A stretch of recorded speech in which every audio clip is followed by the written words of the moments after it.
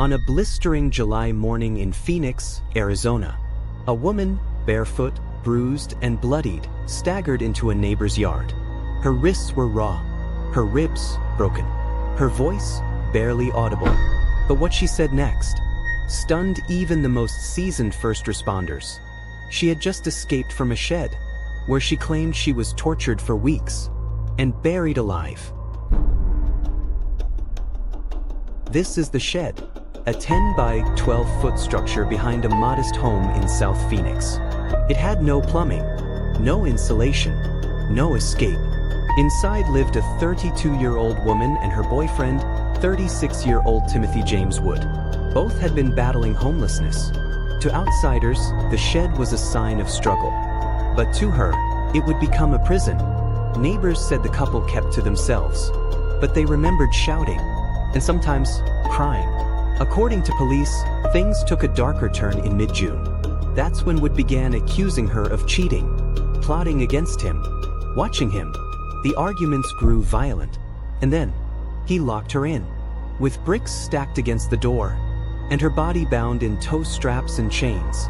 She would not see the outside for nearly 2 weeks.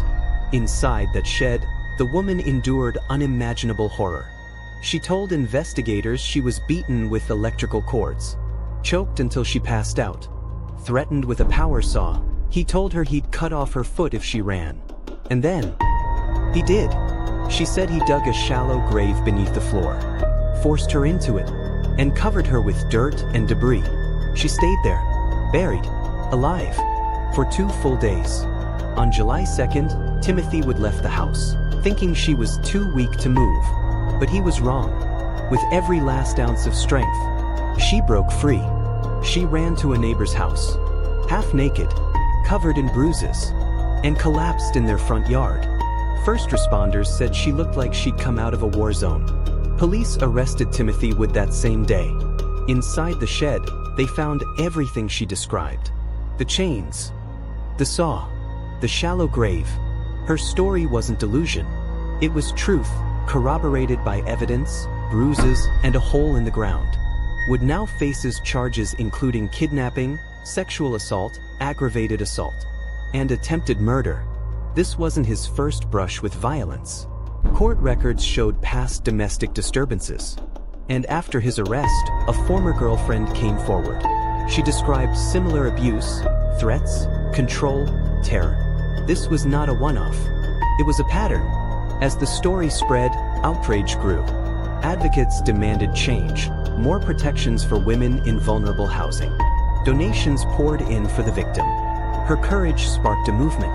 Wood is being held in Lower Buckeye Jail on a $150,000 bond. His lawyers hinted at an insanity plea, but prosecutors say the abuse was premeditated, methodical, evil.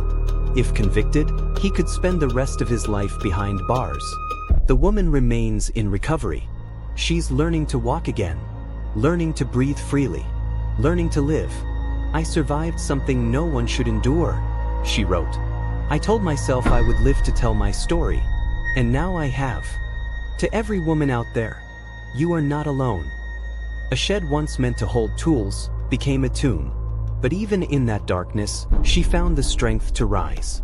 Her story is not just one of survival. It's a warning and a call for justice. If this story moved you, subscribe for more true crime cases told with truth, care, and purpose. And never forget, behind every headline is a human being fighting to be heard.